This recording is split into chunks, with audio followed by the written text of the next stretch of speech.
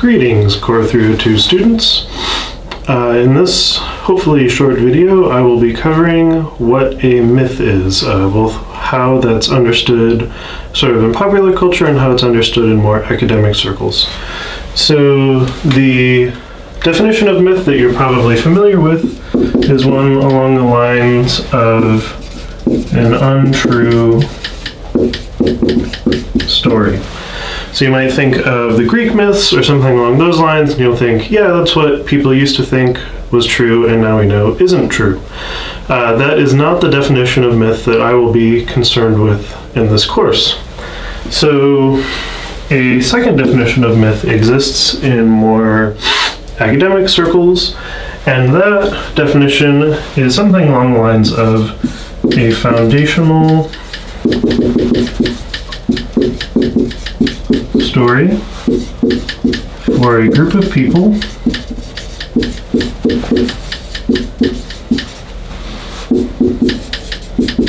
that helps them understand their place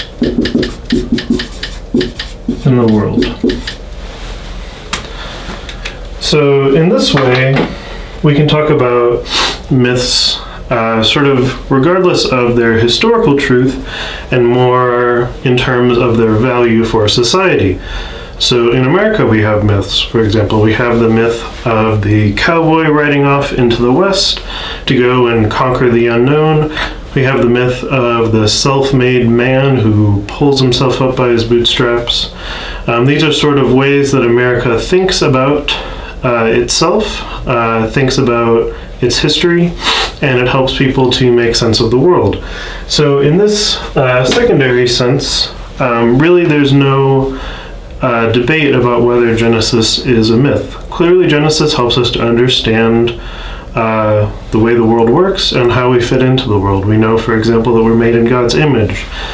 We know that the universe, us included, is good, that God made it good, and that God's in control.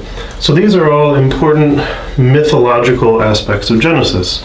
So saying that Genesis is a myth in this technical sense is not to say whether or not Genesis is historically accurate in the way that maybe Earth creationists would want to say it is, or that it's not historically accurate the way that people who accept theistic evolution would want to say that Genesis is not historically accurate.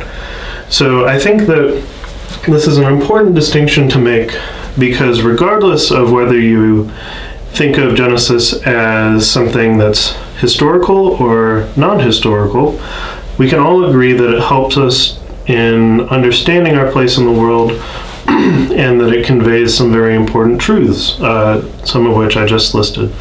So going forward, we will discuss the historicity of Genesis, sort of different aspects of that, but keep in mind that the really important stuff, the fact that God loves us, that God created us, that God's in control, that stuff really isn't up for debate, and that's sort of the heart of the issue.